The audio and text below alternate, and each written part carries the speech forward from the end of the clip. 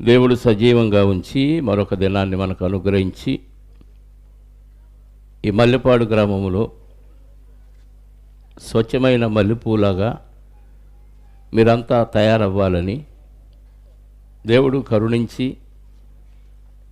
అనేక మంది సహోదరులను ప్రేరేపించి మరి ఈ ప్రాంతంలో సువార్త సభలు 2 రోజులు ఏర్పాటు చేయాలనే ఆలోచన ఇచ్చినందుకు, ఆలోచనకు తగ్గట్టుగా దేవుడు ఈ కార్యక్రమాన్ని జరిగిస్తున్నందుకు, నిన్నటి దినాన దైనందిన జీవితం గురించి దేవుడు చక్కగా మనకి తెలియచేసిన విధానాన్ని బట్టి, అలాగే ఈరోజు కూడా మొదటి వర్తమానం ద్వారా, అలాగే ఈ వర్తమానం ద్వారా కూడా కొందరి హృదయాల్లో దేవుని వాక్యాన్ని చూపించి దేవుడు సంతోషపడే విధంగా చేయాలనే ఆలోచనతో ఈ సభలోనికి రావటం జరిగింది. చిన్న ప్రార్థనా సహాయాన్ని కోరుకొని వాక్యాన్ని కొద్ది నిమిషాలు ధ్యానం చేద్దాం. ప్రియులారా, తల వంచి కళ్ళు మూసుకున్నట్లయితే ప్రార్థన. క్రీస్తు యేసునందు మమ్మలను అత్యధికంగా ప్రేమించిన మా పరలోకపు తండ్రి, మీ ఘనమైన, శ్రేష్టమైన, ఉన్నతమైన నామాన్ని బట్టి మీకు స్తోత్రాలు.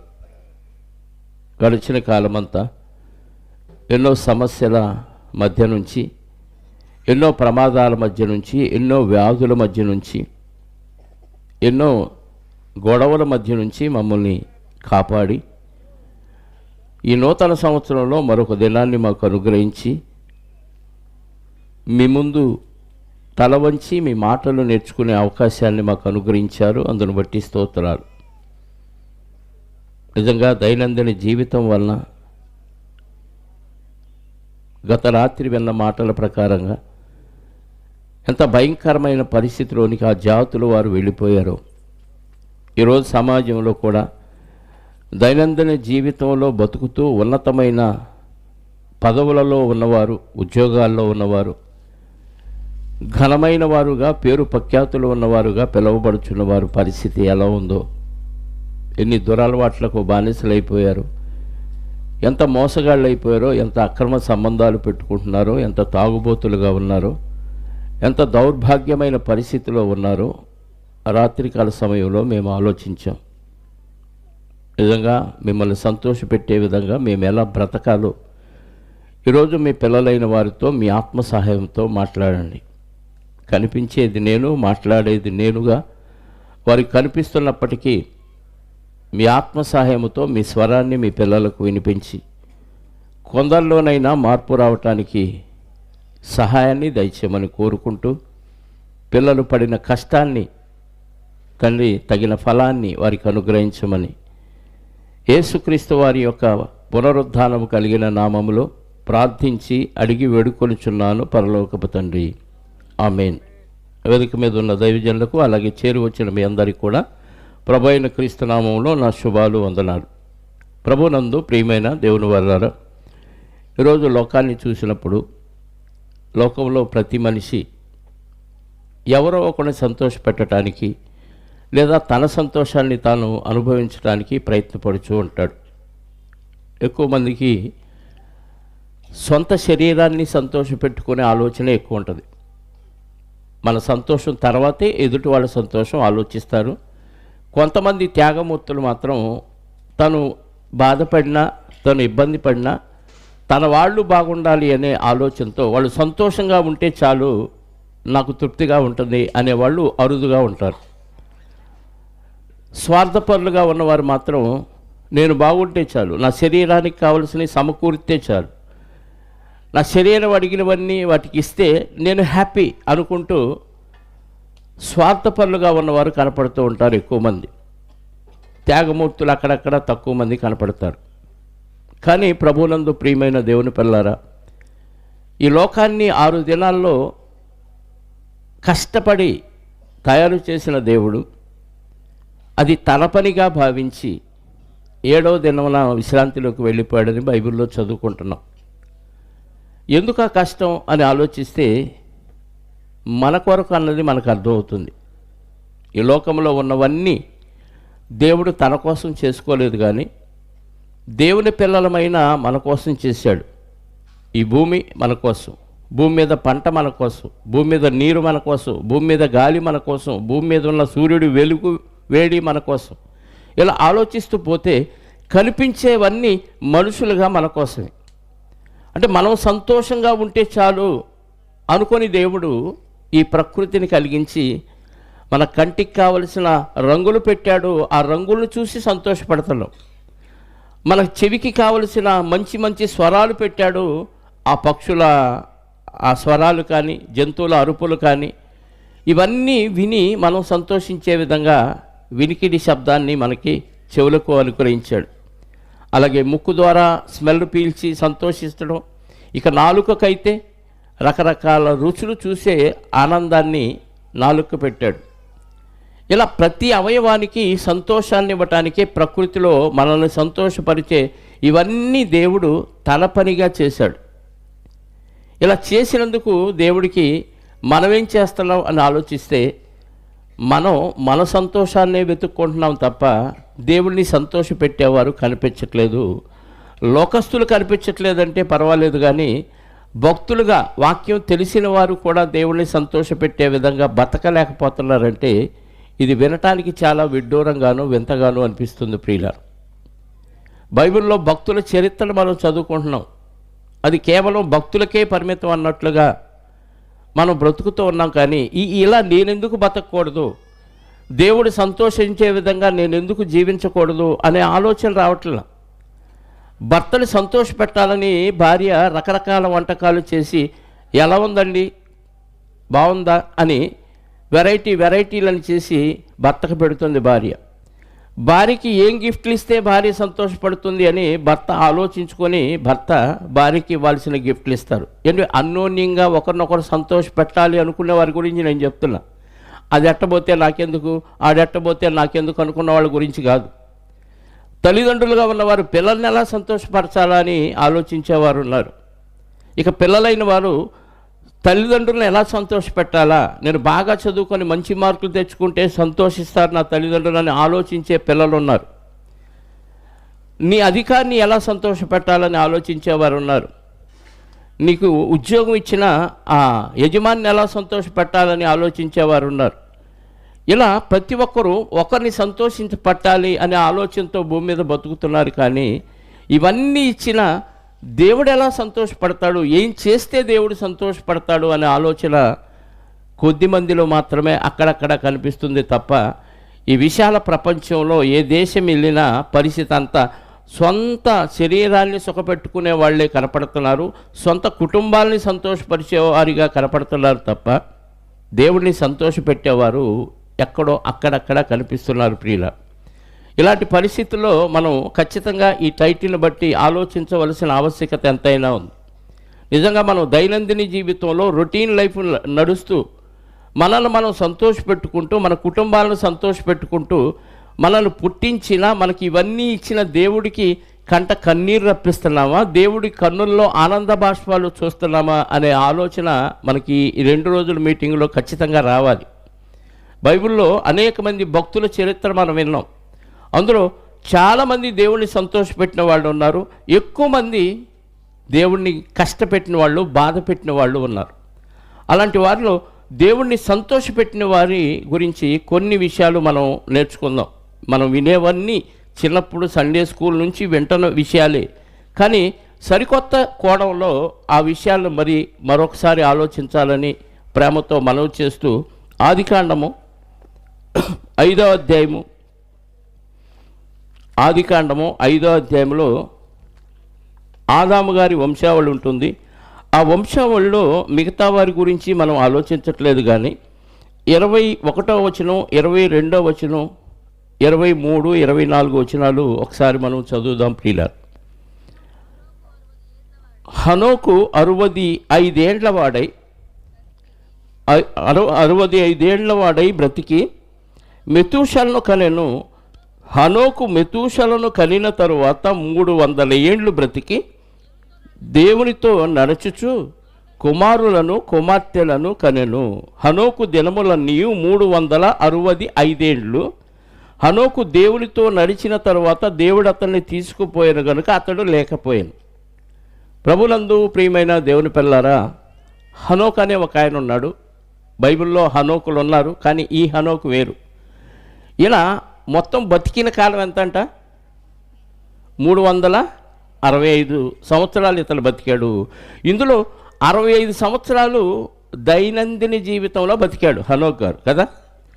65 సంవత్సరాలు దైనందిన జీవితంలో బతికాడు. 65 సంవత్సరాల తర్వాత 300 సంవత్సరాలు ఎలా బతికాడంట? దేవునితో నడుస్తూ బతికాడు. మన ఆయుష్కాలం ఎంత? 60-70. 60-70లో మనం మన దైనందిన జీవితంలో ఎంతకాలం బతికుంటాం? ఇప్పటికీ బతుకుతూనే ఉన్నామా? హనోక్ గారికి వాక్యం వినపడింది, దేవుని పిలుపు వచ్చింది. వెంటనే 65 సంవత్సరాల తర్వాత ఆయనలో మార్పు వచ్చింది. మళ్ళొక 65 సంవత్సరాలు దేవునితో నడవాలైన. 300 సంవత్సరాలు దేవునితో నడవటం అంటే మాటలండి. ఇలా బాప్తీసం తీసుకోగానే అలా మురికి కాలంలో పడిపోతున్నారు. ఇలా రక్షించబడిన వారు అలా తప్పు చేస్తూ కనపడుతున్నారు. ఒక పట్టుమని 10 సంవత్సరాలు కూడా దేవునిలో నిలకడగా దేవుడు ఆనందించే విధంగా బతకలేకపోతున్నారు ఈ లోకంలో భక్తులైన వారు. భక్తిహీనుల గురించి నిన్నే మనం ఆలోచించాం. వాళ్ళ పరిస్థితి ఎంత దారుణంగా అయిపోయిందో, వాళ్ళ వంశాలు నిర్మూలం అయిపోయి నేటికి అసలు ఆ తరాలే తెలియని స్థితిలోనికి వాళ్ళు ఎలా వెళ్ళిపోయారో నిన్న మనం నేర్చుకున్నాం. దేవుణ్ణి ఎరిగిన తర్వాత 300 సంవత్సరాలు భక్తిలో కొనసాగటం అంటే, దేవుడు సంతోషించే విధంగా బతకడం అంటే సామాన్యమైన విషయం కాదు ప్రియులారా. ఇలాంటి వారి గురించి మనం చదువుకుంటున్నప్పుడు మనకి ఒళ్ళు గగురు పడవాలి. ఎలా బ్రతకగలిగాడు? ఎలా దేవునిలో 300 సంవత్సరాలు బతకగలిగాడు? దేవుడే మెచ్చుకొని దేవుడే అతన్ని తీసుకుపోయే విధంగా ఎలా బ్రతకగలిగాడు? దేవునితో నడవటం అంటే చట్టాపట్టాలు వేసుకొని దేవుడు భుజం మీద చెయ్యేసుకొని నడవటం కాదు ప్రియులారా. దేవుని వాక్యానుసారంగా ఆయన నడిచాడు. దేవుడు చెప్పినట్టుగా బతికాడు. దేవుడు చెప్పమన్నట్టుగా ఆయన చెప్పాడు. ఆయన ఎప్పుడు చెప్పాడండి అని మనం అనుకుంటున్నామా? ఆయన కూడా దేవుడు చెప్పమన్నవి చెప్పాడు, ప్రవచించాడట. యోధాపత్రిక 14వ వచనం ఒకసారి చూడండి. ఒకటే అధ్యాయం ఉంటుంది, రేపు వివరించబోయే అధ్యాయం కూడా ఇదే. యోధాపత్రిక ఆదాము మొదలుకొని 7వ వాడైన హనోకు కూడా భక్తిహీనుల గురించి ప్రవచించి ఇట్లా నేను అంటే హనోకు గారు ఏం చేశారట చెప్పండి? ఏం చేశారు? ప్రవచించారు. అంటే దేవునితో నడవటం అంటే దేవుడు చెప్పినట్టుగా తన జీవితాన్ని అన్వయించుకొని పాటించటం ప్లస్ ప్రకటించటం. 5 ఏళ్ళ, 10 ఏళ్ళ, 20 ఏళ్ళ, 30 ఏళ్ళ, 100 ఏళ్ళ, 300 సంవత్సరాలు హనోకు గారు బతికాడంటే దేవుడు ఆ 300 సంవత్సరాలు ఎవడు బ్రతికినా బ్రతకపోయినా ఒక్క హనోకు గారిని చూసి ఎంత ఆనందించుంటాడండి. దైవానంద జీవితాన్ని ఒక హనోకు గారు చూపించాడు మనకి. ఆయన మాదిరిగా మనకు కనపడుతున్నాడు. మిగతా బ్యాచ్ అంతా దైనందిన జీవితంలో ఉన్నప్పటికీ ఒకే ఒక్కడు అక్కడ మనకు కనపడుతున్నాడు. అందుకే హనోకు గారి గురించి కొత్త నిబంధనలో హెబ్రీ పత్రిక 11వ అధ్యాయము 5వ వచనాన్ని ఒకసారి మనం చదవగలిగితే, హెబ్రీలకు రాసిన పత్రిక, విశ్వాసమును బట్టి హనోకు మరణము చూడకుండానట్లు కొనిపోబడెను. అతడు కొనిపోబడక మునుపు దేవునికి ఇష్టుడై ఉండెను గనుక ఇష్టుడై ఉండెనని సాక్ష్యము పొందెను. అంటే బతికినంతకాలం ఎలాంటి సాక్ష్యం పొందాడంట? హనోక్ అంటే ఎవరనుకుంటున్నారా? దేవునికి ఇష్టమైన వాడరా, దేవుని సంతోషపెట్టేవాడరా అనే సాక్ష్యం చుట్టుపక్కల వారి వల్ల పొందాడు. మరి నీ గురించి నా గురించి సాక్ష్యం వినపడుతుందా చుట్టుపక్కల? వాడా చర్చికి వెళ్తాడు కానీ వేస్ట్ అండి, ఆమె చర్చికి వెళ్ళొచ్చింది కానీ చర్చిలో ఉన్నంతసేపే భక్తురాలు బయటకు వచ్చిందంటే ఆమె నోట్లో నోరు వేయలేం. ఇది ఆ భక్తి. దేవుడు సంతోషపడతాడా? భక్తి పేరుతో మందిరానికి వెళ్ళి వచ్చి మళ్ళీ లోక సంబంధమైన కార్యక్రమాల్లో పోయి దైనందిన జీవితంలో నిమగ్నమైపోయి దేవుడికి కంట కన్నీరు రప్పిస్తున్నామా? 300 సంవత్సరాలు బతికి దేవుడు మెచ్చుకునే విధంగా బతికాడంటే సామాన్యమైన విషయం కాదు ప్రియులారా. మరి హనోకు గారి చరిత్ర మనకేం చెప్తుంది? ఏం చెప్తుంది? దేవునితో నడుస్తూ దేవుడు సంతోషించే విధంగా మన భక్తి ఉండాలి అని మనకు నేర్పిస్తుంది. విశ్వాసం ఉంటే ఆటోమేటిక్ ఇవన్నీ సాధ్యం అవుతాయి. మరి మనకు విశ్వాసం ఉన్నట్టా లేనట్టా? నిజమైన విశ్వాసం ఉంటే దేవుడు ఉన్నాడు, దేవుడు కాపాడుతాడు, దేవుడు అన్నీ చూసుకుంటాడు, నా సమస్యలన్నిటికీ పరిష్కారాన్ని ఆయనే ఇస్తాడనే ఆలోచన మనకుంటే ఖచ్చితంగా హనోకు గారిలాగా బతుకుతాం. మరొక వ్యక్తి మీ అందరికీ తెలిసిన వ్యక్తే నోవాహు గారు. ఏమంటే నోవాహు గారి గురించి మీరు చిన్నప్పటి నుంచి విని ఉంటారు, కానీ నోవాహు గారి పరిస్థితులు మీకు తెలుసా? ఒకసారి అదే హెబ్రీ పత్రిక 11వ అధ్యాయం ఒకసారి చూడగలిగితే ఆయన ఏ పరిస్థితుల్లో విశ్వాసం ఉంచాడో దేవుని పట్ల అది మనకు అర్థమైతే ఆ నోవాహు గారికి మనకి ఉన్న ఆ పరిస్థితి మనకి అర్థం కావాలి ప్రియులారా. ఒకసారి 11వ అధ్యాయము 7వ వచనం చూడండి. విశ్వాసమును బట్టి నోవాహు అది వరకు చూడని సంగతులను గూర్చి దేవుని చేత హెచ్చరింపబడిన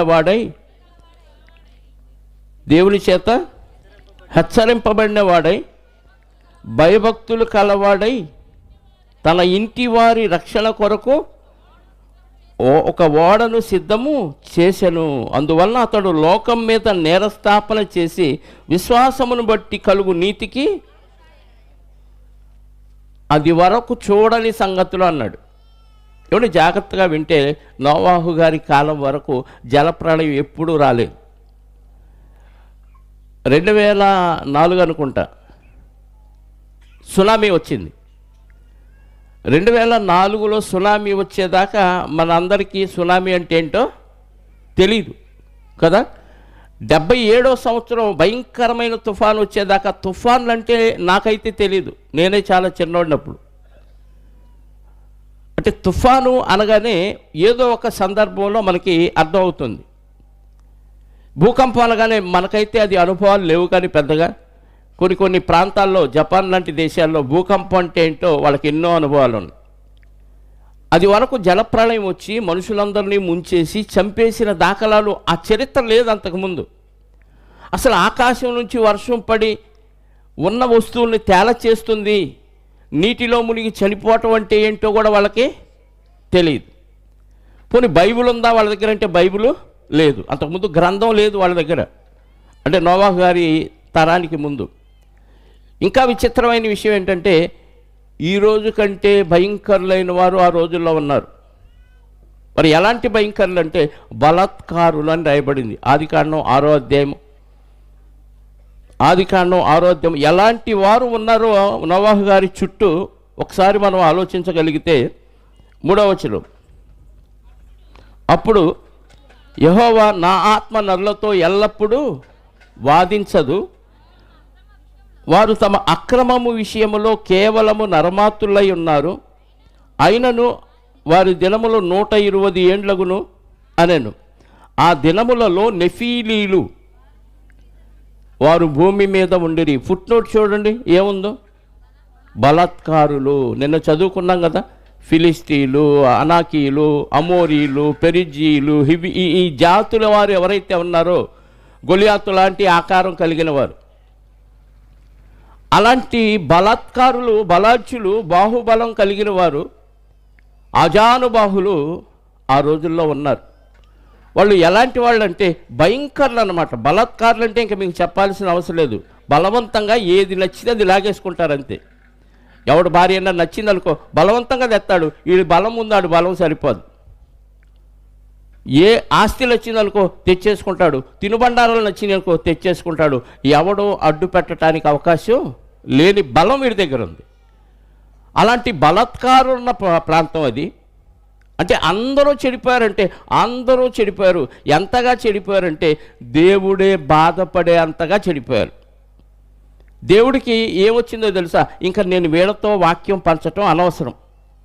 నాకు కూడా అనిపించింది, ఎన్ని వాక్యాలు చెప్పినా పాటించినప్పుడు అబ్బా ఎందుకు వెళ్తున్నాను, ఎందుకు వీళ్ళకి వాక్యం చెప్తున్నాను, వీళ్ళకి చెప్పకూడదు అనిపిస్తుంది నాకే. మానవ మాతృని కనుక నాకు అనిపించడం సహజమే, దేవుడికి అనిపించాలంటే ఎంత ఘోరం చేస్తే అనిపించింది చెప్పండి. నా ఆత్మ నరులతో ఎల్లప్పుడూ వాదించదు. ఎన్నిసార్లు వీళ్ళకి వాక్యం చెప్పినా కేవలం నరమాతులు కాబట్టి శరీరాన్ని నమ్ముకొని శరీర కోరికలు తీర్చుకోవటానికే బతుకుతున్నారేంటి? శరీరం శాశ్వతం కాదు కదా, దీన్ని నమ్ముకొని దీని కోరికలు తీర్చడానికి వీళ్ళు జీవిస్తున్నారేంటి, నేను చెప్పే వాక్యాలు ఏమైపోయినాయి అని దేవుడికి బాధేసి ఇంకా వీళ్ళతో ఆత్మ ద్వారా మాట్లాడటం అనవసరం ఫిక్స్ అయిపోయాడు. దాంతోపాటు ఆయుష్కాలాన్ని కూడా తగ్గించేశాడు. సుమారుగా 969 ఏళ్ళు బతికాడు మెతూషెల అనే వ్యక్తి. అంత ఆయుష్కాలం ఇచ్చిన దేవుడు వారి ఆయుష్కాలం 120 ఏండ్లగును అన్నాడు. ఎంత కోపం వస్తే అంత ఆయుష్కాలం తగ్గిస్తాడు చెప్పండి? 1000 ఏళ్ళు అనుకుందాం సుమారులో. 1000 ఏళ్ళలో సగం తగ్గించాడంటే లేదు. పోనీ 500 కంటే సగం తగ్గించాడంటే ఇంకా సగం తగ్గించాడు. 500 కంటే సగం 250 అయితే 250లో సగం 125. అంటే 120 ఏళ్ళు చేశాడు ఆయుష్కాలం. అంటే ఎంత తీవ్రమైన కోపం వచ్చింది చూడండి దేవుడికి. దేవుడంటేనే మనకేం తెలుసు? ప్రేమమయుడు, కరుణామయుడు, దయామయుడు, ఇంకా ఇలాంటి మంచి మంచి లక్షణాలు ఉన్నవాడు దేవుడని మనకు తెలుసు. అలాంటి దేవుడికే కోపం వచ్చిందంటే వీళ్ళు మామూలుగా లేరు. ఎలా ఉన్నారు అని అడిగితే కొత్త నిబంధనలో యేసుక్రీస్తు వారి ద్వారా దేవుడు తెలియచేశాడు. 24వ అధ్యాయము మత్తయి సువార్త 38వ వచనం ఒకసారి చదువుదాం ప్రియులారా. మరలా ఆదికాండం 6వ అధ్యాయానికి వద్దాం. జలప్రళయమునకు ముందటి దినములలో, అంటే జలప్రళయానికి ముందటి దినాలంటే జలప్రళయం వచ్చి అందరినీ కొట్టుకొని పోయే ముందు తరాలన్నీ ఎలా ఉన్నారు? నోవాహు ఓడలోనికి వెళ్ళు దినము వరకు వారు తినుచు త్రాగుచు పెండి చేసుకొనుచు పెండికిచ్చుచూ ఉండిరి. మనం కూడా ఇదే కదా చేస్తున్నాం. తప్ప? పెళ్లి చేసుకోవటం తప్పండి? ఎవరన్నా అంటారా పెళ్లి చేసుకోవటం తప్పని? లేదు కదా. పెళ్ళికి ఇవ్వటం తప్ప? అది తప్పు లేదు. తినటం తప్పు లేదు. తాగటం అంటే మద్యం కాదు, మంచినీళ్ళు ఏదో ఒక డ్రింక్స్ అనుకోండి, అది కూడా తప్పు కాదు కదా. మరి దీనికే దేవుడు జలప్రళయంలో ముంచేసి చంపే అంత కోపం ఎందుకు వచ్చింది అంటే ఇవన్నీ చేయటం తప్పే కాదు, దేవుడిని మర్చిపోయి చేయటం తప్పు. మనం కూడా పెళ్ళిళ్ళు చేస్తాం. పెళ్ళిళ్ళలో వాక్యం ఎంతసేపు ఉంటుంది, తతంగం అంతా ఎంతసేపు ఉంటుంది. భోజనాల కార్యక్రమం కనీసం 3 గంటలు ఉంటుంది. పెళ్ళిలో వాక్యం ఎంతసేపు ఉంటుంది? వాక్యం లేకుండా పెళ్లి కుమార్తెకు పెళ్లి కుమారుడికి వాక్యం చెప్పకుండా వాళ్ళకి బాప్తీసం ఇవ్వకుండా పెళ్లి చేశాడా? పెళ్లి చేసిన పాస్టర్ని లేపేస్తాడు దేవుడు.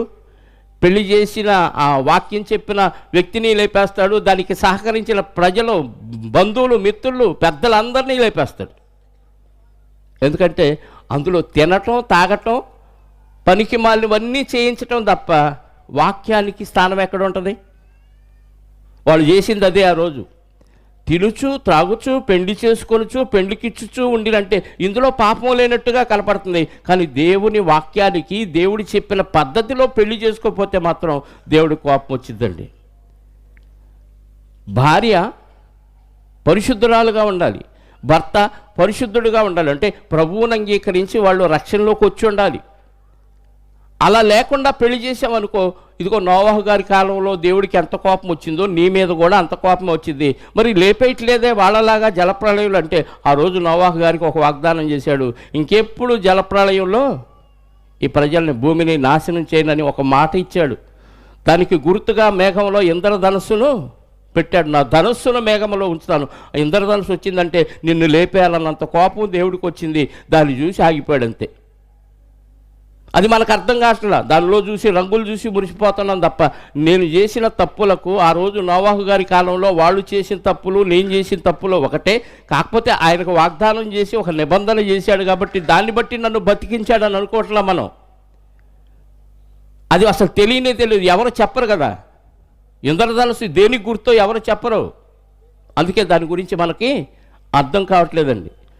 అంటే ఆ కాలంలో మనుషులు దేవుణ్ణి తప్ప మిగతా కార్యక్రమాలన్నీ చేశారు. శరీరానికి సంతోషాన్ని ఇచ్చే కార్యక్రమాలన్నీ, తిండి వల్ల సంతోషం, తాగటం వల్ల సంతోషం, పెళ్లి చేసుకోవటం వల్ల సంతోషం, పెళ్లిలో ఎంజాయ్ చేయటం వల్ల సంతోషం.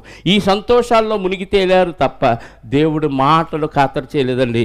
అందుకే ఆ జనాలందరినీ సర్వనాశనం చేస్తాను, భూమితో కూడా నాశనం చేస్తానని అలా భూమి మీద దేవుడు చూసినప్పుడు ఒకే ఒక్క వ్యక్తి కనపడ్డాడు. ఎవరైనా? నోవాహు గారు. ఏమంటే కొంచెం జాగ్రత్తగా ఆలోచించండి. ఇంతమంది చెడిపోయిన వాళ్ళ మధ్య ఒక్కడు మంచిగా బతకటం కష్టమా? సుఖమా? ఈజీయా? చెప్పాలి.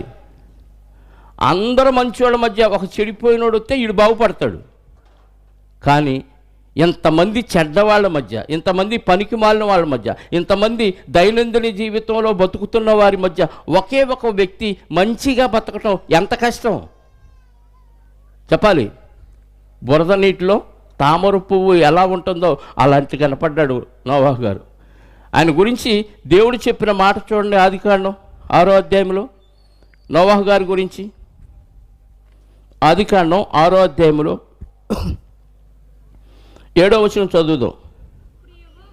అప్పుడు యెహోవా, నేను సృజించిన నరులను, నరులతో కూడా జంతువులను, పురుగులను, ఆకాశ పక్షాదులను భూమి మీద ఉండకుండా తుడిచివేయుదును.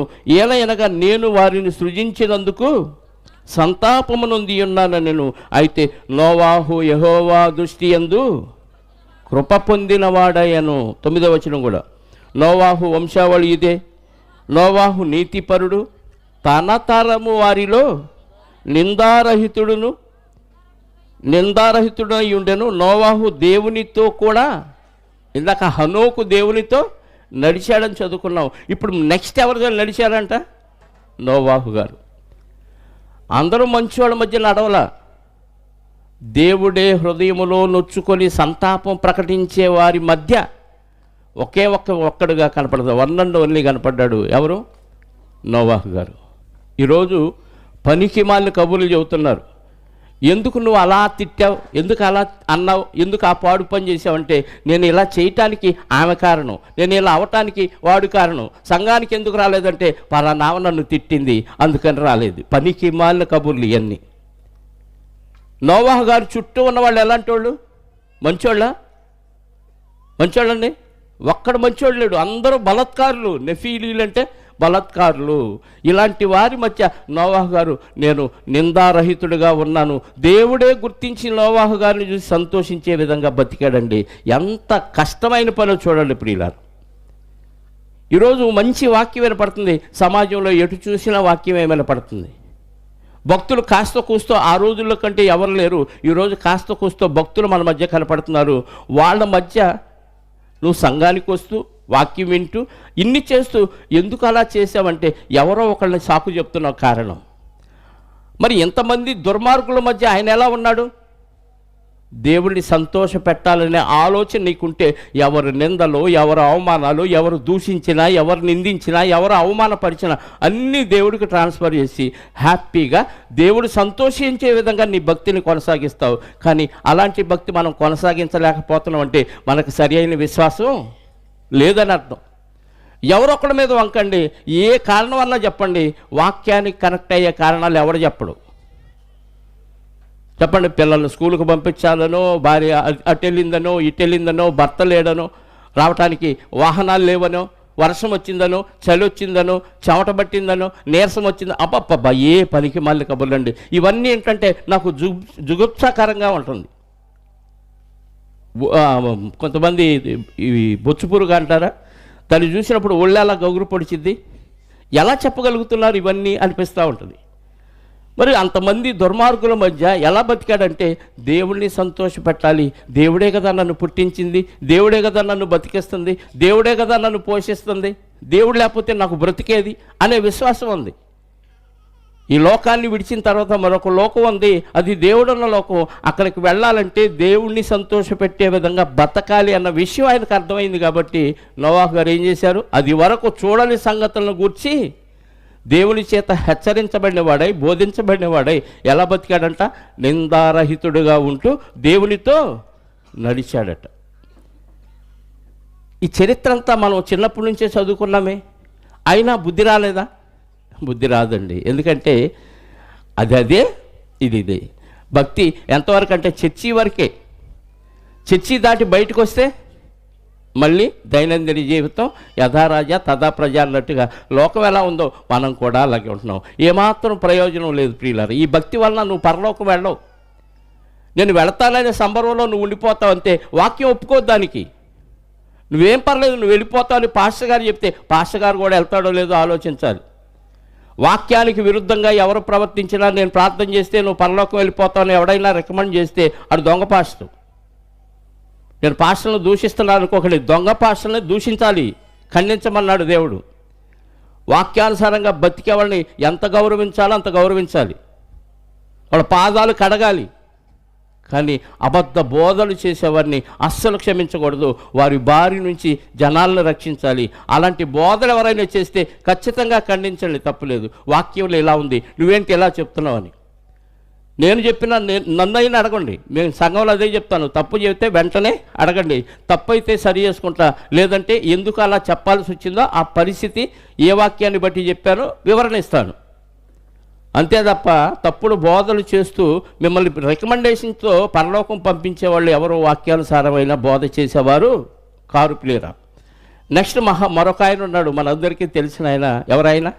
అబ్రహాము గారు. అబ్రహాము గారు ఎలాంటి వాడో తెలుసా? వాడు ఫ్యామిలీ బ్యాక్గ్రౌండ్ ఎలాంటిదో తెలుసా? మొట్టమొదట టైగ్రీస్, యూఫ్రటీస్ నది, ఈ రెండు నదుల మధ్య ప్రారంభమైంది మానవ మనుగడ. ఆదాము గారి జన్మస్థలం అక్కడేనే.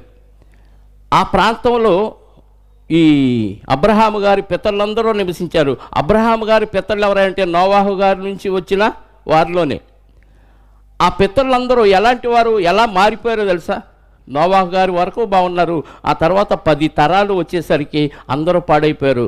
ఎలాంటి వాళ్ళు అయ్యారు తెలుసా? ఒకసారి యెహోషువ గ్రంథం 24వ అధ్యాయము, యెహోషువ గ్రంథం 24వ అధ్యాయము 2వ వచనం చూడండి ప్రియులారు. 2వ వచనం 24:2. యెహోషువ జనులందరితో ఇట్లా నేను, ఇశ్రాయేలు దేవుడైన యెహోవా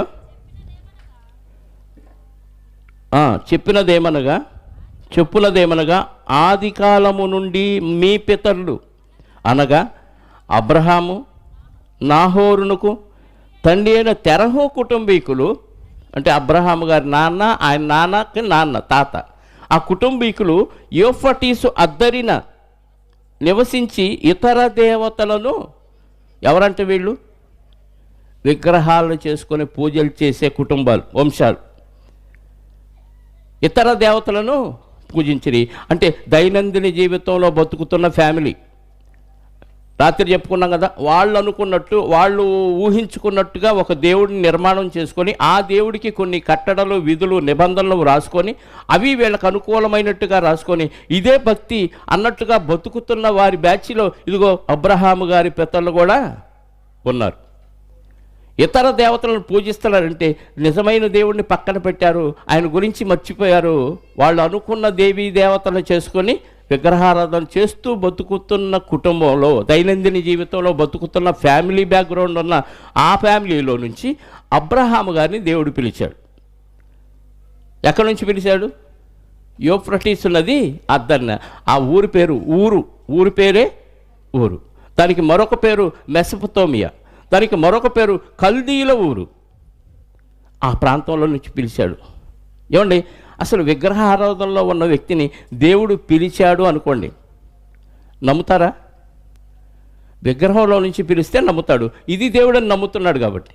విగ్రహంలో నుంచి కాకుండా ఎక్కడి నుంచో ఒక స్వరం వినపడి నువ్వు రా, నేను చూపించబోయే దేశానికి వెళ్ళు అని అంటే అసలు ఆధారం ఏంటి? ఇందాక నోవాహు గారి గురించి మాట్లాడుకున్నప్పుడు అంతకుముందు జలప్రళయం లేదు, వరదలు లేవు, జనాలు చచ్చిపోవటం ఇవేమీ లేకున్నప్పుడు నేను వర్షం కురిపిస్తున్నాను, భూమిని మొత్తాన్ని నాశనం చేస్తున్నాను, నువ్వు ఓడ కట్టుకో నోవాహు అంటే గుడ్డిగా నమ్మేసి కట్టేశాడు. ఆధారాలు లేవు, చరిత్ర లేదు, బైబిల్ లేవు, పితరులు చెప్పిన స్టోరీ లేవు. అలాగే అబ్రహాము గారి కాలంలో కూడా నేను నీకు చూపించబో దేశానికి రా అంటే మొత్తాన్ని విడిచిపెట్టి వచ్చేసాడండి. ఎలాంటి వారి మధ్య నుంచి వచ్చాడు చెప్పండి? ఎలాంటి వారి మధ్య నుంచి వచ్చారు? ఇతర దేవతలను పూజించే వారి ఫ్యామిలీని విడిచిపెట్టి. సాధ్యమేనా? చాలామంది హైందవుల సహోదరులు మారి అంత ఈజీగా చర్చికి రారు. చర్చికి రావాలంటేనే మా వాళ్ళు ఒప్పుకోరండి, మా పిల్లకి పెళ్ళిది కాదండి, మా ఆయన ఒప్పుకోడండి, ఇవన్నీ సాకులు చెప్తున్నారు. అంటే ఒక విశ్వాసంలో నుంచి మరొక విశ్వాసంలోనికి రావటానికి ఎంత కష్టం. వాళ్ళందరికీ నచ్చ చెప్పలేక, అటు వాళ్ళని నొప్పించలేక, ఇటు భక్తిని విడిచిపెట్టలేక, రెండిటి మీద బ్యాలెన్స్ చేసుకోలేక, ఇది వద్దులే మనకి బంధువులే కావాలని క్రైస్తవ్యాన్ని విడిచిపెట్టిన వారు చాలామంది ఉన్నారు, హైందవ సహోదరులు. దానికి ఇంకా ప్రత్యేకమైన కారణాలు ఉండి, అక్కడికి వెళ్తే మొండ మోసిన దాగలు ఉండాలి, బొట్టు తీసేయాలి, కాటుకు తీసేయాలి, పూలు పెట్టుకోకూడదు, తాలిబొట్టు తీసేయాలి, ఇవన్నీ పనికిమాలినోడు చెప్పటం వలన దాన్ని బట్టి అభ్యంతరపడిన వాళ్ళు చాలామంది ఉన్నారు. దాన్ని పక్కన పెడితే ఆ హైందవ కట్టుబాట్లు, విధులు, విధానాలు బాల్య దినాల నుంచి వాళ్ళల్లో పేరుకుపోవటం వల్ల ఈ నిజదేవుణ్ణి ఎరిగి కూడా చనిపోతే బ్రతుకుంది, ఆ బ్రతుకు యేసుక్రీస్తు ద్వారా ఉందని ఎరిగి కూడా బాప్తీసం తీసుకోవటానికి వెనుకాడుతున్న వారు ఉన్నారు. ఒకవేళ బాప్తీసం తీసుకున్న చాటుగా భక్తిని సాగిస్తున్న వారు ఉన్నారు. కారణం ఏంటంటే వాళ్ళ వంశంలో, వాళ్ళ కుటుంబాల్లో అందరూ మిగతా వాళ్ళు ఎవరూ మారలేదు. వాళ్ళని నొప్పించలేక, వాళ్ళకి నచ్చ చెప్పలేక ఇబ్బందులు పడుతున్న వారు చాలామంది ఉన్నారు. అలాంటి పరిస్థితిలో అబ్రహాము గారి ఫ్యామిలీ ఎలాంటిది? విగ్రహారాధనలో ఉన్న ఫ్యామిలీని ఎలా వదులుకోగలిగాడండి? వదులుకున్నాడు అంటే ఆయనకి నిజమైన విశ్వాసం ఉందని అర్థం. దైనందిన జీవితంలో బతుకుతూ ఇదే దేవుడు, ఇదే దేవత, శరీరాన్ని పోషించుకోవటమే భక్తి అనుకునే మాయలో పడి ఉన్న ఆ వంశంలో నుంచి, ఆ కుటుంబ వ్యవస్థలో నుంచి నిజదేవుణ్ణి ఒక్కసారి పిలిస్తే, పోనీ పలానా చోటకి వెళ్ళాయా అని చెప్పలా, నీకు పలానా దేశం నీకు తెలుసు కదా, ఆ దేశం ఇస్తాను అని చెప్పలా. దేవుడు ఏం చెప్పాడో తెలుసా? ఒకసారి హెబ్రీ పత్రిక చూడండి, 11వ అధ్యాయం 8వ వచనం. హెబ్రీలకు రాసిన పత్రిక 11వ అధ్యాయం 8వ వచనం. అబ్రహాము పిలువబడినప్పుడు విశ్వాసమును బట్టి ఆ పిలుపునకు లోబడి తాను స్వాస్థ్యముగా పొందనయున్న దేశమునకు బయలు వెళ్ళెను. మరియు ఈ పాయింట్ జాగ్రత్తగా వినండి, మరియు ఎక్కడికి బయలు వెళ్ళవలనో అది ఎరుగకయే బయలు వెళ్ళను. ఏమంటే 2 రోజుల నుంచి ఈ ప్రాంతంలో అనౌన్స్మెంట్ జరుగుతుందా? ఏమని? పలాని మల్లిపాడు గ్రామంలో పలాని ప్లేస్లో 2 రోజులు సువార్త సభలు, దైనందిన జీవితమా, దైవానంద జీవితమా అని ఈ విషయాలన్నీ ఏకరువు పెడుతూ మైకులో అనౌన్స్మెంట్ జరిగిందా? జరిగింది. ఫ్లెక్స్ కట్టారా? కట్టారు. ఇవన్నీ వినపడుతున్నా ఎంతమంది గమనించి వచ్చారు చెప్పండి? ఇవన్నీ వినపడుతున్నా ఎంతమంది గమనించి వచ్చారు? ప్లేస్ తెలుసు, ఏం జరుగుతుందో తెలుసు, ఎవరు వాక్యం చెప్తారో తెలుసు, అన్నీ తెలిసిన రానివారు చాలామంది ఉన్నారు. దేవుడి పని, నీ మార్పు కోసం దేవుడు వాక్యం ద్వారా ఆహ్వానించాడు. దేవుడిచ్చిన పిలుపుది, దేవుడిచ్చిన ఆహ్వానం. ఇవి తెలిసి కూడా ఇంకా ఇళ్లలో మగ్గుతున్న వారు చాలామంది ఉన్నారు. అది చలిపులికి భయపడ్డారో, చలిపుల్ని మించిన సాతాను పులికి భయపడ్డారో తెలియదు. కానీ అబ్రహాము గారిని దేవుడు పిలిచినప్పుడు, నువ్వు పలాని ప్రాంతం వెళ్ళయ్యా, కనాను దేశంలో పలాని ప్లేస్ నీకు ఇస్తాను అని చెప్పలేదు. ఎక్కడికి వెళ్ళాలో చెప్పలేదంట. పలానూరులో మీటింగ్ ఉంది రేపు అనవర్లపూడిలో, ఎంతమంది వస్తారు అని అడిగితే, ఆ ఊరు ఎలా రావాలి? వాహనాలు ఏమన్నా పెడతారా? అక్కడికి వస్తే ఛార్జీలు ఇస్తారా? భోజనం వస్తే ఏమన్నా ఉందా? ఇలాంటి ఎన్నో ప్రశ్నలు వస్తాయి మనకి. కానీ అబ్రహాం గారు ఒక్క ప్రశ్న కూడా వేయలేదు. ఎలా వెళ్ళాలి, ఎక్కడికి వెళ్ళాలి, ఏ ప్లేస్ చెబితే కదా నేను వచ్చేది అనలేదు. మరియు ఎక్కడికి బయలు వెళ్ళవలెనో ఎరుగకయే. అదండి విశ్వాసం అంటే. ఆ విశ్వాసం ఎంతమందిలో ఉందో ప్రియులారా.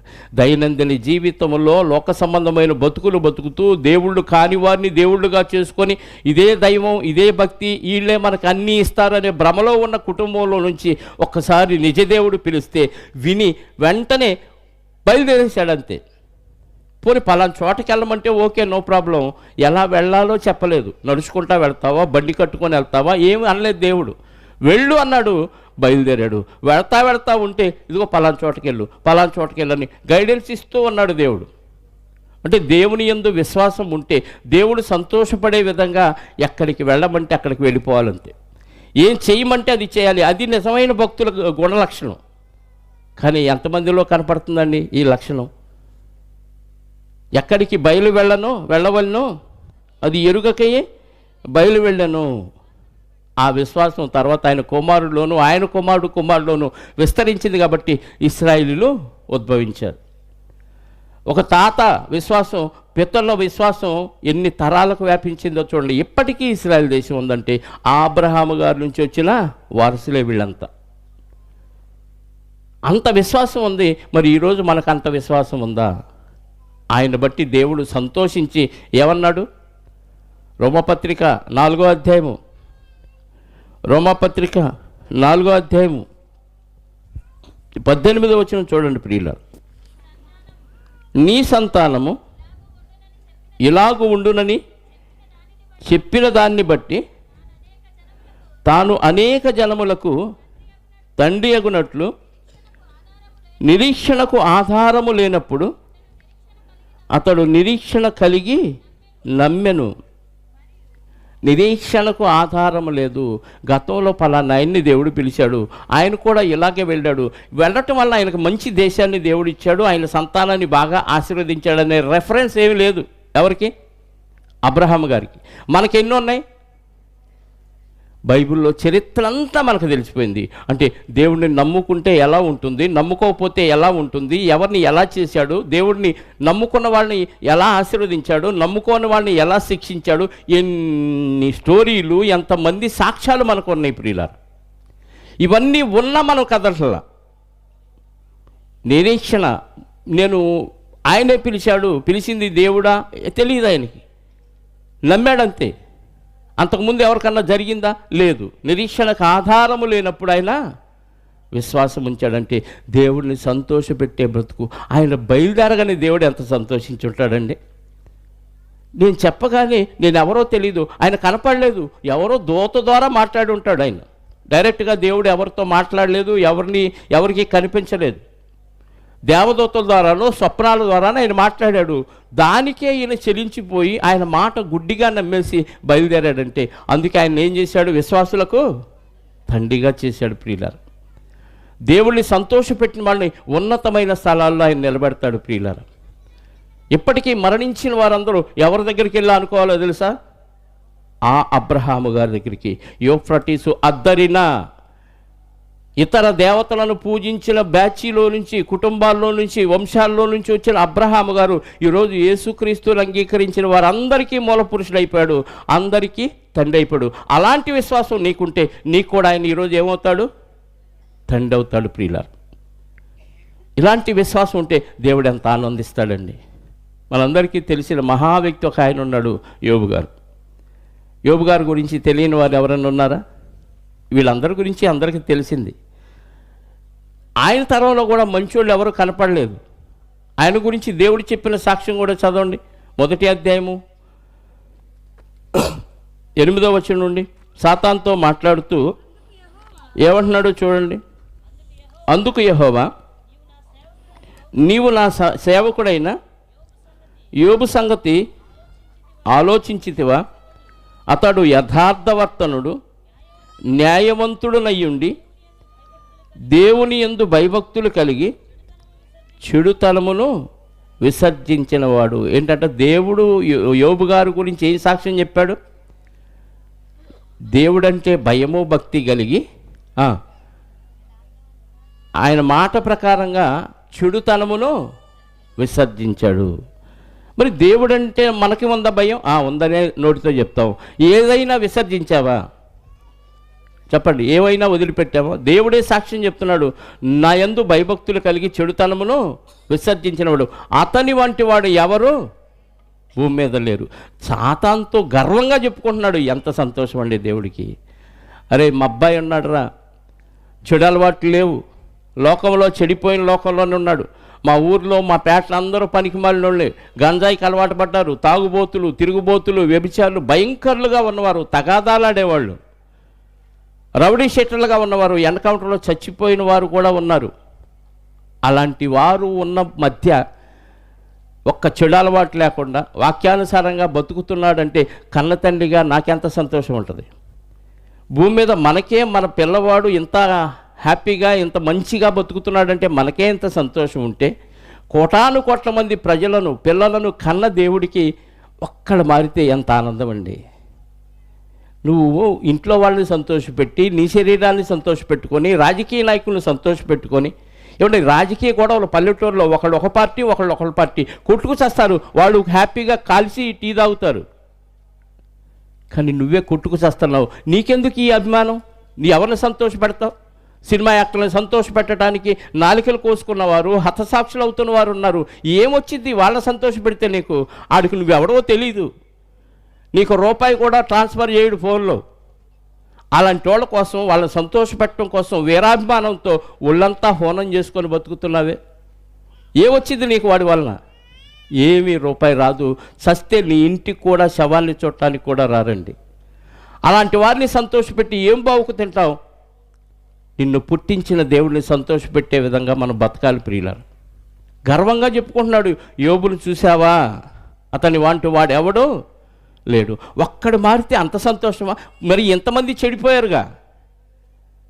ఇంతమంది చెడిపోయిన వారి బాధను కూడా దిగమింగుకొని దేవుడు ఒక్క పాపి మారితే ఎంతో ఆనందం అంటున్నాడండి.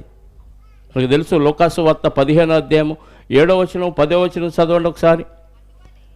అటువలే మారు మనసు అక్కర్లేని 99 మంది నీతిమంతుల విషయమై కలుగు సంతోషము కంటే మారు మనసు పొందు ఒక్క పాపి విషయమై పరలోకమందు ఎక్కువ.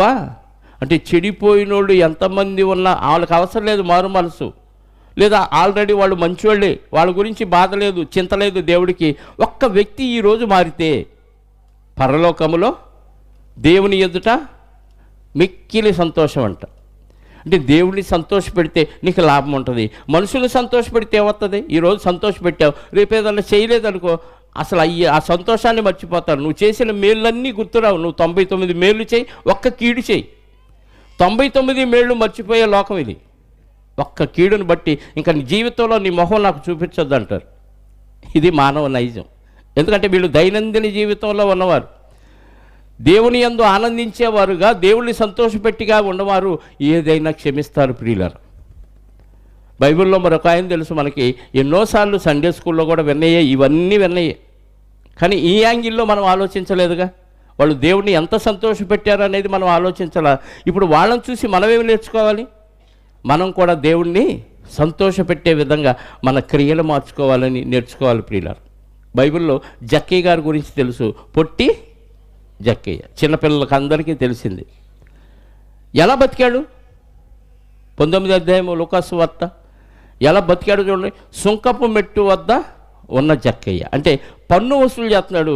ఎంత వసూలు చేశాడంటే అధికారులు నిర్ణయించిన దానికంటే ఎక్కువ వసూలు చేశాడు. మీకు అర్థమైందా? ఎక్స్ట్రా వసూలు చేసి ఈయన లాభాలు కూర్చుకున్నాడు. రోమా గవర్నమెంట్ కింద ఉద్యోగి అయిన, రోమా గవర్నమెంట్ కింద ఉద్యోగి అయిన వాడు, రోమా గవర్నమెంట్ ఎంతైతే దేనికి ఎంత పన్ను నిర్ణయిస్తే ఆ పన్ను వసూలు చేసి తీసుకెళ్ళి గవర్నమెంట్కి కట్టాలి. కానీ ఈయనేం చేశాడు? వాళ్ళు చెప్పిన దానికంటే 4 వంతులు ఎక్కువ వసూలు చేసుకొని బాగా కూర్చుకొని ధనవంతుడయ్యాడు. చదవండి లూకాసు వార్త. ఆయన సంచరించుచు యెరికో పట్టణంలో ప్రవేశించి దాని గుండా పోవుచుండెను. ఇదిగో సుంకపు గుత్తదారుడును ధనవంతుడినైన జక్కయ్య అని ఒక పేరుగల ఒక మనుషుడు యేసు ఎవరో అని చూడగోరెను. కానీ ఇదంతా వద్దులేమ్మా, చదివింది అందరికీ తెలిసిందే. అయితే యేసుక్రీస్తు వారు ఆ చెట్టెక్కి ఉన్న జక్కయ్య వైపు చూసి, జక్కయ్య దిగిరా, ఈరోజు నేను నీ ఇంట ఉండవలసి ఉన్నదని పిలవగానే జక్కయ్య గారు వచ్చాడు. ఇద్దరు కలిసి జక్కయ్య గారి ఇంటికి వెళ్ళిపోయాడు. వెళ్ళిన తర్వాత జక్కయ్య గారు ఏం చేశాడు చూడండి. అంటే అప్పటి వరకు జక్కయ్య గారు దైనందిన జీవితంలో లోక సంబంధంగా ధనాపేక్షలో ఉండి ధనం సంపాదించుకుంటే చాలు, హ్యాపీగా బతికేయచ్చు అనే ఆలోచన విధానంలో బతికాడు. అంటే జక్కయ్య గారు దైనందిన జీవితంలో ఉన్నాడు. ఇప్పుడు యేసుక్రీస్తు వారు ఆ ఇంట్లోకి ఎప్పుడైతే వచ్చాడో ఆయన జీవితం మారిపోయింది. జీవితం మారిపోయిందంటే ఇంకా ధనవంతుడయ్యాడని కాదు, ఉన్న ధనం పోయింది. ప్రభు వస్తే నీకు ధనం అక్కర్లేదు, ప్రభు వస్తే నీకు బంధువర్గం అక్కర్లేదు, ప్రభు వస్తే నీకు ఇంకేం అవసరం లేదు. ఆయన ఉంటే చాలు, సర్వ సమృద్ధి. ఆయనకు అర్థమైంది. ఆయనకు అర్థమై ఏం చేశాడంట? 8వ వచనం. జక్కయ్య నిలువబడి, ఇదిగో ప్రభువా, ఆస్తిలో సగం పేదలకు ఇస్తున్నాను. నేను ఎవరి యొద్దైనా అన్యాయంగా దేనినైనా తీసుకొని అతనికి 4 వంతులు మరలా చెల్లింతులని ప్రభువుతో చెప్పాను. ఏం చెప్పాడు? ఎక్కడెక్కడ అన్యాయం చేశాను మొత్తం మానేస్తాను, మానేసింది మాత్రమే కాదు రిటర్న్ ఇచ్చేస్తాను వాళ్ళకి. ₹1 ఎక్కువ తీసుకుంటే ₹4 ఇస్తా, వాళ్ళకి 100 తీసుకుంటే 400 ఇస్తా. యేసుక్రీస్తు వారితో వాగ్దానం ప్రమాణం చేశాడండి. అప్పుడు వెంటనే యేసుక్రీస్తు వారు సంతోషించాడు. సంతోషించి ఏమన్నాడు? ఇతడును అబ్రహాము కుమారుడు. ఇందాక చదువుకున్న అబ్రహాము గారు విశ్వాసులకు తండ్రి. అంటే అబ్రహాము గారికి ఉన్న విశ్వాసం ఈయనలో కూడా కనపడింది. మళ్ళీ అది ఎప్పుడో క్రీస్తు పూర్వం 2000 సంవత్సరాల క్రితం అబ్రహాము గారి స్టోరీ. క్రీస్తు శకంలో యేసుక్రీస్తు వారు మళ్ళీ అబ్రహాము గారిని జ్ఞాపకం చేస్తూ ఆయన వారసుడు ఎవరయ్యారంటే ఇదిగో ఈ పొట్టివాడుగా సుంకపు మెట్టు వద్దనున్న జక్కయ్య. ఎంత ఆనందించి ఉంటాడు! మిగతా శాస్త్రులు, పరిచయులు, ధర్మశాస్త్ర ఉపదేశకులు వీళ్ళందరూ మేమే దేవుడి జనాంగం, మా అంత పరిశుద్ధుడు ఎవడు లేడని విర్రవీగుతూ బిళ్ళప్పులు ఇస్తున్న రోజుల్లో వాళ్ళందరూ పరిశుద్ధులు కాదు, వారందరూ దైనందిన జీవితంలో బతుకుతున్న వారే, కాకపోతే దేవుని ముసుగేసుకున్నవారు. కానీ నిజమైన అబ్రహాము కుమారుడు ఇదిగో ఈ జక్కయ్య అని, నేడు నీ ఇంటికి రక్షణ వచ్చింది అన్నాడు. దైనందిన జీవితంలో ఉన్న ఆ జక్కయ్య గారు యేసుక్రీస్తు వారు ఆ గృహంలో ప్రవేశించగానే ఇంటికి రక్షణ వచ్చింది. వెంటనే క్యారెక్టర్ మారిపోయి దైవానంద జీవితంలోకి మారిపోయాడండి. ఈరోజు సమాజంలో దైనందిన జీవితంలో మనం కూడా బతుకుతున్నాం. కానీ వాక్యం వినపడగానే, వాక్యపు పిలుపు వినపడగానే నీ క్యారెక్టర్ మారిపోవాలా, నీ జీవితం మారిపోవాలా, దేవుడు సంతోషించే విధంగా మారిపోవాలా. కానీ ఈరోజు అలా మారట్లేదు. మనల్ని మనమే మోసం చేసుకుంటున్నాం. పైకి భక్తి గల వారిగా ఉంటున్నాం, కానీ మన జీవితంలో ఎలాంటి మార్పు లేనప్పుడు ఎలాంటి ప్రయోజనం లేదు. నీ భక్తి వ్యర్థం. యేసుక్రీస్తు వారు 12 మంది శిష్యులను ఏర్పాటు చేసుకున్నారు. 12 మంది శిష్యుల్లో ఒక ఆయన ఉన్నాడు, మీ అందరికీ తెలుసు, ఆయన ఇస్కరియోతు యూదా. ఏమండి, యేసుక్రీస్తు వారు అందరినీ పిలిచినట్టే పిలిచాడు. ఆయన కూడా యేసుక్రీస్తు వారి దగ్గరకు వచ్చాడు, యేసుక్రీస్తు వారితో తిరిగాడు. యేసుక్రీస్తు వారు స్వస్థతావరాలు ఇస్తే బయటికి వెళ్ళి స్వస్థతలు చేశాడు, దెయ్యాలను వెళ్ళగొట్టాడు. దెయ్యాలను వెళ్ళగొట్టిన ఆయనకి దెయ్యం పట్టింది. పట్టిద్దా? మారినోడు చెడిపోయే ప్రమాదం ఉందా? ఉంది. దెయ్యాలను వెళ్ళగొట్టిన ఇస్కరియోతు యూదా దెయ్యం పట్టింది. కారణం ఏంటంటే ఆయనలో ధనాపేక్ష ఉంది. దొంగ బుద్ధి పోలా. ప్రభువుని వెంబడిస్తున్న దొంగ బుద్ధి పోదా? కొంతమందికి పోదంతే. ఆ బుద్ధి నీలో ఉందేమో ఈరోజు ఆలోచించుకోండి. ప్రభువుని వెంబడిస్తున్న ధనాపేక్ష పోలేదా? పోదు కొంతమందికి. మిగతా శిష్యులందరూ బాగున్నారు, కానీ యోధాలో ఒక్కళ్ళలోనే తెగులు వచ్చేసింది. సాతానికి అవకాశం ఇచ్చాడు. అంటే నీలో ఏ ఒక్క అవలక్షణం ఉన్నా ఆ అవలక్షణాన్ని బట్టి సాతానుగాడు నీకు ఆలోచన ఇస్తాడు. ఆలోచన నువ్వు ఎప్పుడైతే అమలు పరుస్తావో వెంటనే నీలో ప్రవేశిస్తాడు. ఇప్పుడు నువ్వు దేవుని బిడ్డవు కాదు, దయ్య బిడ్డగా మారిపోతావు. యోహాను సువార్త 13వ అధ్యాయం 2వ వచనం చదవండి. యేసుక్రీస్తు వారు చివరి పస్కా విందులో ప్రవేశించినప్పుడు అక్కడ రొట్టె పంచుతూ ఉన్న సమయంలో ఏం జరిగిందో చూడండి. వారు భోజనము చేయుచుండగా ఆయనను అప్పగింపవలనని సీమోను కుమారుడు ఇస్కరియోతు యూదా హృదయములో సాతాను అపవాది ఇంతకు ముందే ఆలోచన పుట్టించెను. దొంగతనం చేయాలనుకున్నాడు. అప్పులున్నాయి, ఇస్కరియోతు యూదాకు అప్పులున్నాయి. ఇప్పుడు అదంతా తీసుకురావట్లేదు. అప్పులు ఎలా తీర్చుకోవాలి? మన బతుకు అదే. దేవుని పక్కన పెట్టాం, వాక్యాన్ని పక్కన పెట్టాం. పరిశుద్ధంగా బతికితే చస్తే పరలోకం ఇస్తాడు ప్రభువు. ఆయన వచ్చిందే మన కోసం, మనల్ని పరలోకం చేర్చడానికే పరలోకాన్ని విడిచి భూమి మీదకి వస్తే యేసుక్రీస్తు వారు కేవలం నామకార్థంగా నమ్ముకుంటే ప్రయోజనం లేదు. నీ క్యారెక్టర్ మార్చుకోవాలి. ఇదిగో యోధాలాగా యేసుని వెంబడించి యేసు దగ్గర ఉండి కూడా నీ లక్షణాలను మార్చుకోలేదనుకోండి, ఏమైపోద్ది? వృధా కదా. ఇటు లోకంలో సుఖం అనుభవించట్లేదు, ఇక్కడ ప్రభువులో ఆనందం లేదు, దేవుడిని సంతోషపెట్టలేదు, నువ్వు సంతోషపడు. సంతోషపడినట్టుగా మనకు మనం భ్రమ కల్పించుకుంటాం అంతే. లోకంలో ఎంతోమంది సుఖాన్ని కొనుక్కుంటున్నారు. మద్యం రూపంలో కొనుక్కునేవాళ్ళు, వ్యభిచారం రూపంలో కొనుక్కునేవాళ్ళు, డబ్బు సంపాదన రూపంలో కొనుక్కునేవాళ్ళు, ఇతరుల్ని హింసించి సంతోషాన్ని అనుభవించే సంతోషాన్ని కొనుక్కునేవాళ్ళు. పక్కనోడిని తిట్టందే వీడికి సంతోషం ఉండదు రోజు. ఇలాంటి దౌర్భాగ్యపు ఆలోచనలో సంతోషాన్ని కొనుక్కుంటున్న వారి మధ్య ఉన్న మనము ప్రభు అయిన యేసుక్రీస్తు వారిని వెంబడిస్తూ సంఘానికి వెళుతూ కూడా ఇస్కరియోతు యోధాలాగా మారిపోతే ప్రయోజనం ఉందండి. యోధా సంపాదించాడు, అప్పులు ఉన్నాయి. అప్పులు తీర్చుకోవటానికి ప్రభువు కనపడ్డా? కనపడలేదు. నీకు సమస్యలు ఉన్నాయి, నీకు అప్పులు ఉన్నాయి, నీకు బాధలు ఉన్నాయి, కష్టాలు ఉన్నాయి. మారక ముందు చేసావు అనుకుందాం. ఇప్పుడు మారిన తర్వాత వాటిని తీర్చుకోవటానికి దేవుడిని విడిచిపెడతావా? దేవుడి సన్నిధికి రాకుండా ఎగ్గొడతావా? అవి ఎప్పటికీ తీరవు. మరి ఎట్లా తీరతాయి అంటే ప్రభువుని అంగీకరించి ప్రభువు సహాయం కోరితే ఆయన తీరుస్తాడు. అంటే యేసుక్రీస్తు వారు బాకీలు తీర్చేవాడా అనే డౌట్ మీకు రావచ్చు. కానీ ఉపాయాన్ని ఇస్తాడు, నీ వ్యాపారాన్ని అభివృద్ధి చేస్తాడు, నిన్ను ఆశీర్వదిస్తాడు, ఆటోమేటిక్గా తీరిపోతాయి. అసలు ఇవన్నీ వద్దండి. యోధా గారికి అప్పులు ఉన్నాయి. అప్పులు ఉన్నప్పుడు ఎలా తీర్చాలని లోక సంబంధంగా దైనందిన జీవితంలో అందరూ ఏం చేస్తారో అదే ఆలోచన చేశాడు. ఆ ఆలోచన ఎవరిదంటే సాతానుగాడిది. బాకీలు తీర్చడానికి ఏం చేయాలంటే ఇదిగో డబ్బు సంచి యేసుక్రీస్తు వారు ఆయన దగ్గరే పెట్టాడు.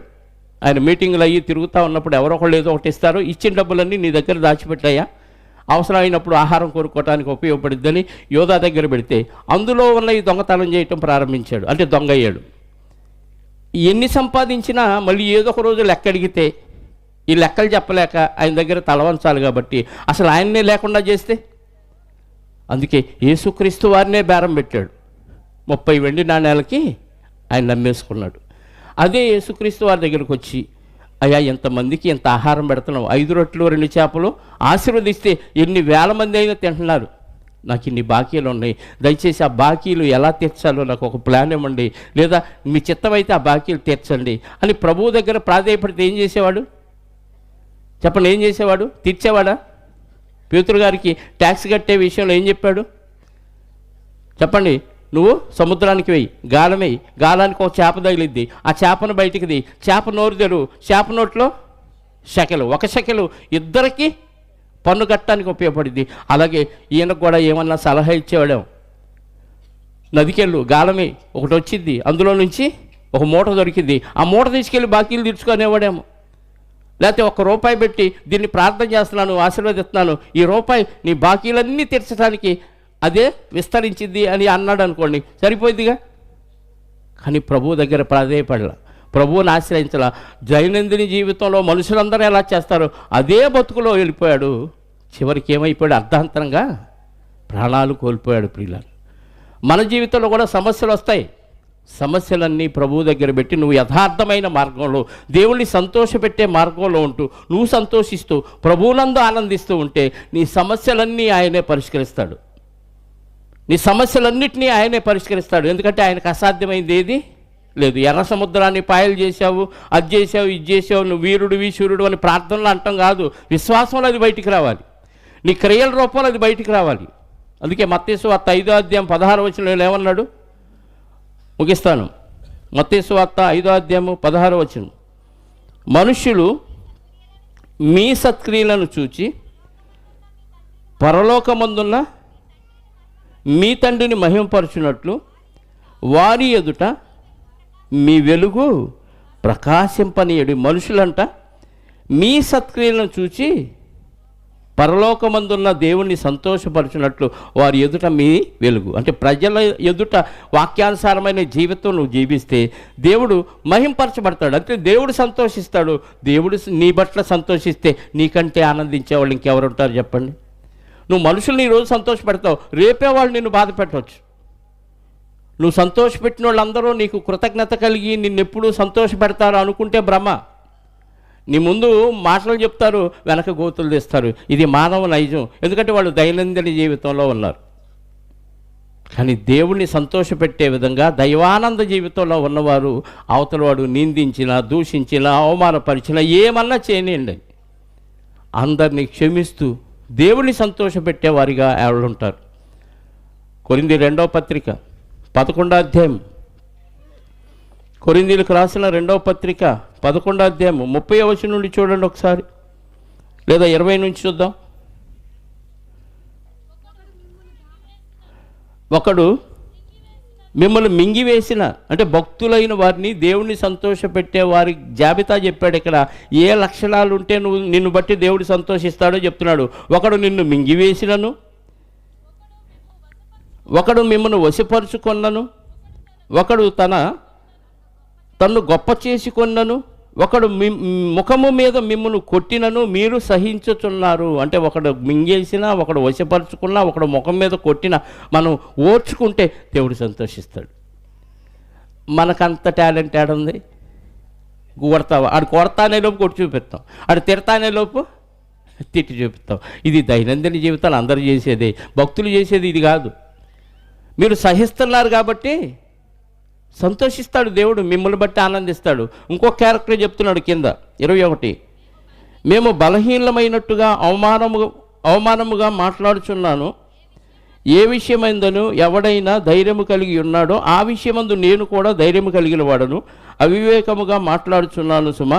వారు హెబ్రీలా, నేను హెబ్రీయుడినే, వారు ఇశ్రాయేలీలా, నేనును ఇశ్రాయేలీయులనే అని ఇవన్నీ చెబుతూ 24 నుంచి యూదుల చేత 5 మార్లు 1 తక్కువ 40 దెబ్బలు. పౌలు గారు యూదుల వలన 5 సార్లు 1 తక్కువ 40 దెబ్బలు తిన్నాడు. పౌలు గారు ఇక్కడ దెబ్బలు తింటే అక్కడ దేవుడు చెప్పండి ఏం చేస్తాడు? అంటే దేవుణ్ణి నమ్ముకుంటే తన్నులు తినాలా? చెప్పండి, తినాలి, ఓర్చుకోవాలి, సహించాలి. నిందించాడు, మొహం మీద ఊశాడు, ఇంకా ఆయన అనుభవించినవన్నీ ఇవన్నీ చెప్తే ఈ లక్షణాలన్నీ మనకి సంభవిస్తున్నప్పుడు మనం దేవుణ్ణి సంతోషపెట్టే వారంగా ఉన్నాం అన్నమాట. నీ దైనందిన జీవితంలో ఇవన్నీ సాధ్యం కాదు. వాడు కొడతానేలోపు కొడతావు, తిడతానేలోపు తిడతావు, వాడు దోచుకునేలోపు నువ్వే దోచుకుంటావు, వాడు చంపుతానేలోపు నువ్వే చంపేస్తావు. ఇది దైనందిన జీవితంలో ఉన్న మనుషుల నైజం. కానీ దేవుణ్ణి సంతోషపెట్టే వారి లక్షణాలు, అవతల వాడు ఏ వర్ణ చేయని ఓర్చుకుంటాడు, అవతల అయితే చంపేస్తే చచ్చిపోతాడు. ఇంత త్యాగం ఉందండి భక్తిలో. ఎందుకంటే ఇక్కడ చచ్చిపోవటం పెద్ద గొప్పేం కాదు, పెద్ద నష్టమేం కాదు. ఇక్కడ చస్తే ఈ బాధలు, ఈ కష్టాలు, ఈ శీత్కారాలు, ఈ నిందలు, ఈ అవమానాలు, ఈ పనులు చేసుకోవటాలు, ఈ బిల్లులు కట్టాలు, ఈ ఫీజులు కట్టాలు, ఇవన్నీ తప్పి హ్యాపీగా దేవుని దగ్గర విశ్రాంతిలో ఉంటాం. ఎక్కడ ఉంటాం? విశ్రాంతి. ఇంకా అక్కడ పనేం లేదు, దేవుడితో నిత్యము ఆనందించటమే. ఈ విశ్వాసం మీకుంటే దైవానంద జీవితంలో ఉంటారా, దైనందిన జీవితంలో ఉంటారా? మీకే ఆలోచన వచ్చింది.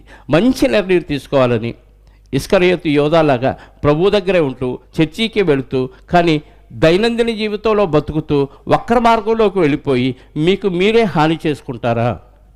దైవానంద జీవితంలో ఉండి దేవుడిని సంతోషపరుస్తూ మీరు దేవునిలో సంతోషిస్తూ నిత్యము ఆనందం ఉండే మహాలోకంలో నిత్యానందంలో ఉంటారా? నిర్ణయాన్ని మీకే విడిచిపెడుతూ ఈ మాటలు ముగిస్తున్నాను. ప్రార్థన చేసుకుందాం. క్రీస్తు యేసునందు మమ్మలను ఎంతో ప్రేమించి మాకు మంచి మార్గాన్ని చూపించి ఒకప్పుడు దైనందిన జీవితంలో లోకస్తులుగా బతుకుతున్న మాకు మీ వాక్యాన్ని వినిపించి దేవుని బిడ్డలుగా, మీ బిడ్డలుగా మమ్మల్ని తీర్చి మీ కుమారుడైన క్రీస్తు ద్వారా మీరున్న మహాలోకంలో మమ్మల్ని కూర్చుండబెట్టిన విధానాన్ని బట్టి మీకు స్తోత్రాలు. ఇదిగోనైనా ఈ 2 రోజులు ఈ మల్లెపాడు గ్రామములో మీ పిల్లలైన వారికి మీ మాటలు వినిపించడానికి మీరు ఇచ్చిన అవకాశాన్ని బట్టి స్తోత్రాలు. మంచి వాతావరణాన్ని ఇచ్చారు. ఇదిగోనైనా ఈ వాతావరణంలో మంచులో కూడా మీ పిల్లలు జలుబులతోనూ దగ్గులతోనూ ఉండి కూడా తండ్రి మరి ఓర్చుకుంటూ చలికి వణుకుతూ కూడా మీ మాటలు విన్నారు. అందును బట్టి మీకు స్తోత్రాలు, కృతజ్ఞతాస్తుతులు చెల్లిస్తూ ఈ 2 రోజులు సువార్త సభ జరగటానికి ఎంతోమంది పిల్లలు కష్టపడ్డారు, ఆలోచించారు, ప్రార్థించారు, ప్రయాసపడ్డారు. వారందరిని బట్టి స్తోత్రాలు. అంత మాత్రమే కాక వారి కష్టార్జితంలో నుంచి కొంత ధనాన్ని వెచ్చించి మీ పరిచర్య కోసం, నశించుచున్న ఆత్మలను రక్షించడం కోసం వారి కష్టార్జితాన్ని వెచ్చించారు. నాయనా తగిన ఫలాన్ని, రెట్టింపు ఆశీర్వాదాన్ని ఆ బిడ్డలందరికీ అనుగ్రహించండి. ఇదిగోనైనా ఈ ప్రాంతంలో ఉన్న కొందరు మరి ఈ స్టేజీ దగ్గర ఉన్న చుట్టుపక్కల గృహస్థులు కూడా కొంత ధనాన్ని ఈ మీటింగుల కొరకు వెచ్చించారని విన్నాం. సంతోషిస్తున్నాం నాయన. వారికి కూడా రావాల్సిన ఇహపర సంబంధమైన ప్రతి ఆశీర్వాదాన్ని అనుగ్రహించండి. ఏ ఒక్కరూ నశించటం మీకు ఇష్టం లేదు కనుక అందరూ మిమ్మల్ని సంతోషపెట్టేవారిగా ఉండాలన్నదే మీ ధ్యేయం కనుక తండ్రి ఒక పాపి మారు మనసు పొందితే మీకు సంతోషమని, మారిన వ్యక్తి మిమ్మల్ని ఘనపరుస్తూ వారి సత్క్రియల చేత మిమ్మల్ని మహింపరచాలి అని మీరు చెప్పిన మాటలన్నింటినీ బట్టి స్తోత్రాలు. ఎంతోమంది భక్తులు మిమ్మల్ని ఎలా సంతోషపెట్టారు, నిరీక్షణానికి ఆధారం లేని పరిస్థితుల్లో కూడా వారు మీ మాట విని మిమ్మల్ని ఎంత ఆనందపరిచారో మేము విన్నాం. ఎన్నో సాక్ష్యాలు, ఎన్నో చరిత్ర ఆధారాలు మాకున్నప్పటికీ మేము విశ్వసించలేక మిమ్మల్ని ఆనందపరచలేక ఉంటే మమ్మల్ని క్షమించండి. ఈ 2 రోజులు విన్న మాటలు కొంతమంది హృదయాల్లో చొప్పించి వాక్యానుసారంగా వారు బ్రతకటానికి కృప చూపి సహాయాన్ని దయచేయమని కోరుకుంటూ, అనేక ప్రాంతాల నుంచి మీ పిల్లలు ఈ సభలకు వచ్చారు నాయన. వచ్చిన బిడ్డలందరినీ సురక్షితంగా వారి గృహాలకు చేర్చండి. మీ చిత్తమైతే, మీ కుమారుని రాకడ ఆలస్యమైతే మరొకసారి ఈ ప్రాంతంలో కలుసుకొని మీ పిల్లలకు మీ మహా జ్ఞానవాక్కులు అందించగలిగే అవకాశాన్ని మాకు అనుగ్రహించమని కోరుకుంటూ, మహిమ ఘనత ప్రభావాలు మా అందరి ద్వారా మీరే పొందుకొనమని మా రక్షకుడు నీ ప్రియకుమారుడైన యేసుక్రీస్తు వారి యొక్క మిమ్మల్ని సంతోషపెట్టగలిగిన నామములో ప్రార్థించి అడిగి వేడుకొనిచున్నాను పరలోకపు తండ్రి. ఆమేన్. ఆశీర్వాదంతో సెలవు తీసుకుందాం. అలాగే ఉండండి. మనందరికన్నా తండ్రి అయిన దేవుని ప్రేమ, ఆయన ఏకకుమారుడైన యేసుక్రీస్తు వారి కృప, పరిశుద్ధాత్మ యొక్క అన్యోన్య సహవాసము ఇప్పుడు ఎల్లప్పుడూ సకల పరిశుద్ధులకు సదాకాలము తోడయ్యుండి నడిపించునుగాక. ఆమేన్. అందరికీ వందనాలు. Thank you very much.